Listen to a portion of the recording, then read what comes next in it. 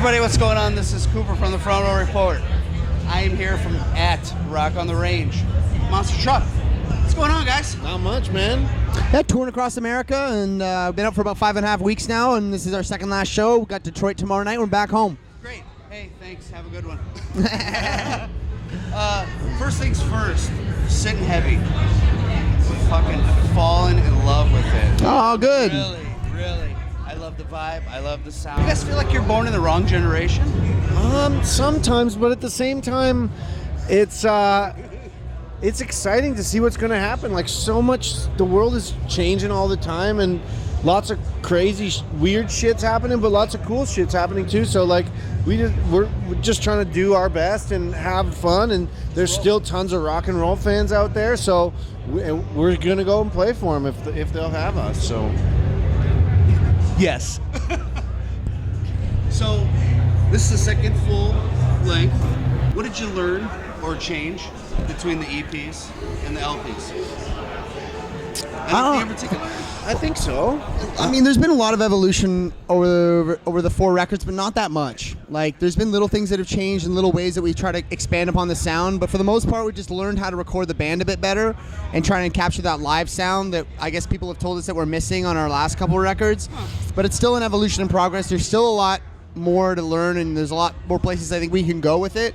And yeah, there hasn't been a lot. Like, it's been really a lot of the same. Like, and it worked well from the beginning, so we didn't really want to change that much. I mean, right out of the gate, we started as like a bar band that eventually was getting dragged out on tour because people were into it so much. Right. And all of a sudden, we're getting radio play, and we're getting tours overseas. And so the idea was to keep it the same more than try and deconstruct it and rebuild it.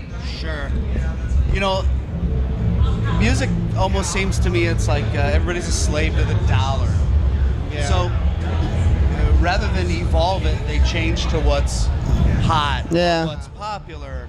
I mean, you still got to make $1. It's just trying to figure out how to still do what's true to you and still make the dollars. So hopefully you can make those two things happen at the same time, and we kind of do that. We don't make that many dollars, but a couple enough to be out here doing it. So we're working the slow grind. I think we were kind of discussing it earlier in that there's definitely a way to do that, like hit the right cool thing at the right moment and go right to the top.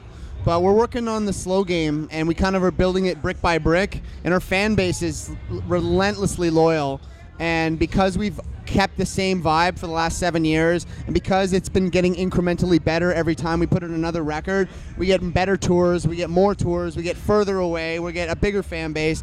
And because we're building it so slowly and so methodically, I think it's something that will last, as opposed to going right to the top of the shtick and then having to hang on to this kind of frivolous, fictitious kind of fan base that is really just going to find the next big thing a year later with a different band. So, Hamilton, Ontario. Yep. Canadian bands seem to typically have a hard time in the U.S. Why is that? America's such a big beast. Like, America is like all of Europe in one. So you're trying to conquer 10 countries instead of just one, and you got to spend so much time in the market. And when we have these other opportunities to go everywhere else, we've been taking those, so we haven't spent as much time. And you see a lot of the bands that break America are usually American bands that are constantly touring America. The Canadian bands sound like Canadian rock bands. We don't. That is straight ahead as I can stick it. There's a Canadian rock sound that a lot of the groups in Canada have. We grew up on American rock. We grew up on UK rock. We took our influences from that, and we don't sound Canadian. And so we fly under the radar. We get to go to Europe and the UK, and we rock their asses. And we come to America, and people think we're from America. And it's a lot easier of an avenue for us to approach from. And when they find out the Canadian, they're shocked, and it's kind of a story. And then they ask us a question about it. Sounds like you've been asked that before. Well, that's the answer. So, where do you guys go from here? You're Rock on the Range. What's next? We have tons of Euro stuff coming. We're going, as soon as this is done, we're home for barely a week. And then we're going to Europe to do all the big festivals there, Download in the UK and Grasspop in Belgium and a few more, Sweden Rock, and then Canadian stuff in the summertime. Possibility of maybe coming back to America. I'm not Ideally. sure. Yeah, we'd really want to. It's just fitting it in the schedule. But then we go back to Europe and UK, and we're opening up for Nickelback for 2 months. So you know, there is one date in what is it, in Germany, Frankfurt, where you guys are playing with Crowbot. yes. So I've known those guys for a while. Love their stuff. That's the show I want to see. Yeah. The two of you guys playing with them. Oh, come on. In Give fact, me a fucking break. I saw one of them today. It was over at our stage. I forget. Jake. Yeah. Jake's here, yeah. Yeah. So and it's been something we've been trying to link up, but you know the schedules are off. Sure. But I saw that on the tour page. I was like, oh my God.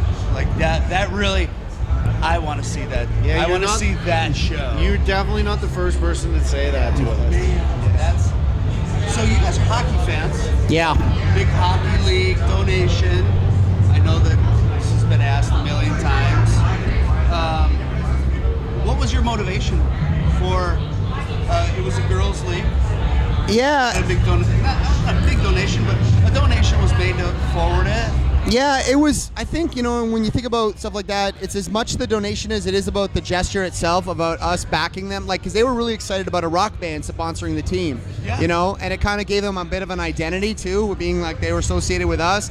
And it was really just, honestly, it was done for fun more than anything. Like, we wanted to support something, you know, that wasn't just, you know, something different, and we were huge hockey fans, and you know, it ended up becoming like a big story around Canada. But at the end of the day, I just wanted to go to a game and see our jerseys on the ice, and this was the best way to do it in a really positive way.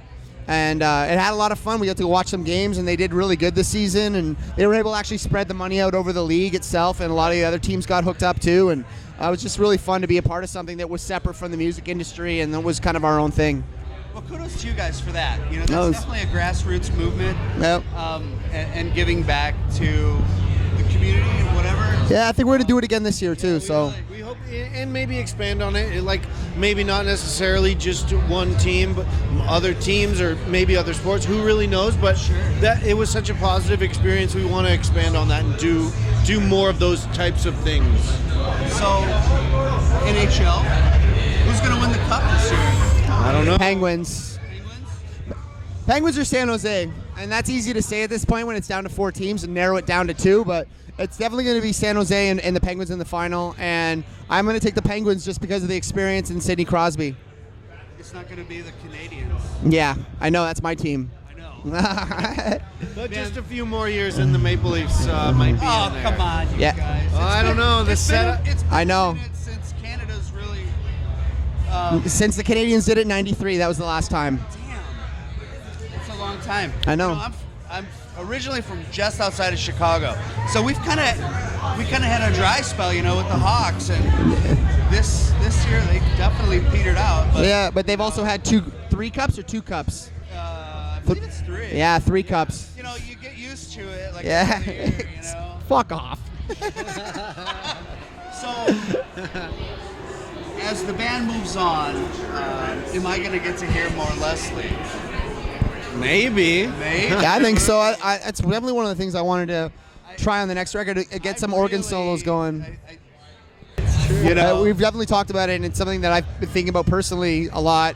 Trying to find a way to have it be a lead instrument in some ways, or we could have a solo or a main melodic part that is anchored solely on the Leslie. So, yeah, you know, we're gonna go straight into another record in the new year. So I think that's something we'll be thinking about. So, goals for 16 to 17.